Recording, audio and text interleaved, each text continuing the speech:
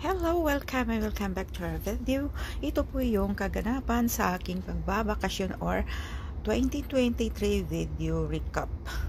Ito po yung kaganapan sa pag-uwi ko last year.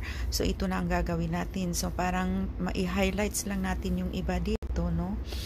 Ito po yung pagbaba ko sa bahay na nasa lobby po kami ay tumawag po ang amo ko ng taxi para ihatid na ako sa airport. Ayun po ang highway papuntang Hong Kong International Airport. Mabuti naman ito si mama, dahil pinapabilis-bilisan na po niya, at yun kaagad ay sa panahon na yun ay medyo pa yun na hindi pa gaanong na-clear yung pandemic time. So meron tayo dyang anong tawag ng electronic travel check-in, pero ako ay naka-check-in na po ako sa online. Pero naglilinya-linya pa rin. Ayun, ang haba-haba ng linya dyan. Ganun yun, besh. Tingnan nyo. At hindi pa masyado maraming tao dahil ay, syempre, ganun nga kahigpit noon. At ako, mula nung pandemic, hindi pa ako nakauwi. At siguro mga 5 years, no?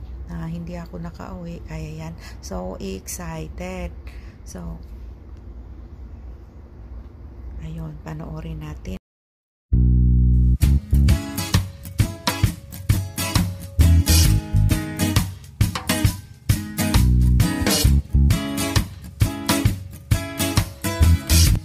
At dito ay papunta na po kami yan sa boarding gate. Hindi tayo nag video doon. Papasok sa immigration ay magagalit sila. So mag-concentrate tayo kung saan ang sunod nating gagawin. Naghahanap-hanap yata ng gate number. Hanggang sa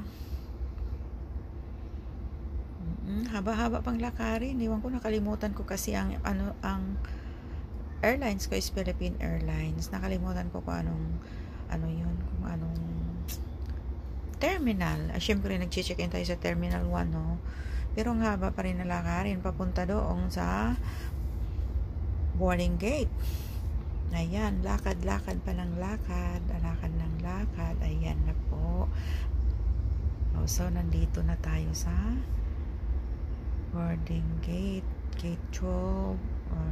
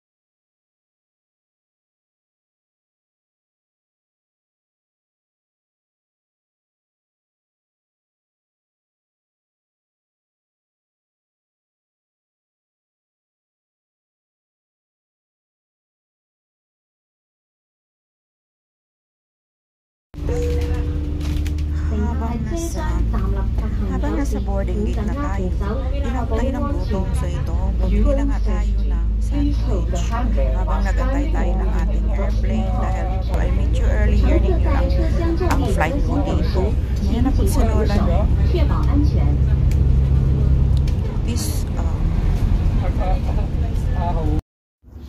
Dahil sa haba ng nilakad namin ay inaabot ng gutom ang lola nyo. Ayan, nagka-coffee muna, at yun na pala, nakapasok na pala kami sa airplane. At ayun, di natin maintindihan ang ating damdamin dahil ka-excited na makabalik sa Pilipinas. Ganun kami ka-excited, besh.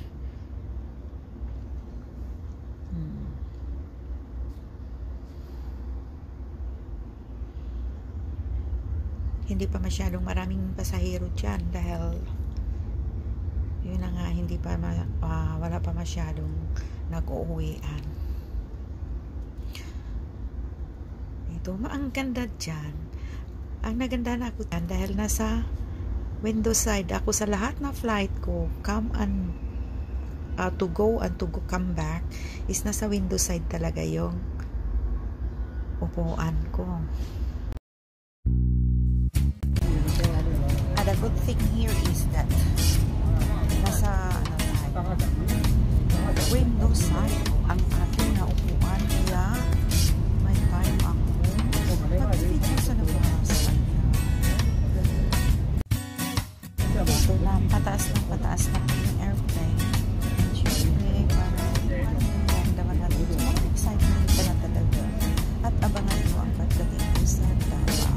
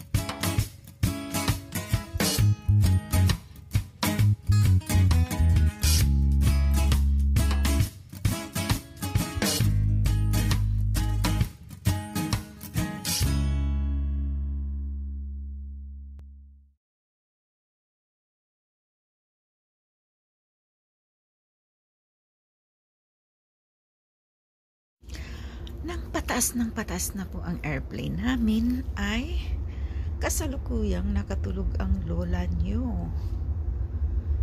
Ay syempre, pagod na pagod yan, no? Saka excited ng gabing yon. Hindi siya nakatulog. Yan, natulog na siya dyan. Papikit-pikit lang yan, pero hindi yan nakatulog. Yung isip niya lumilipad na sa Pilipinas, nauuna na po. Ayan, at marami pang gagawin pagdating ng Pilipinas kasi meron pa kaming isang bakasyon na pupuntahan. Kaming mga magkapatid, pupunta po kami sa Bohol. Ayan, so excited yan. Sige, ayun na po.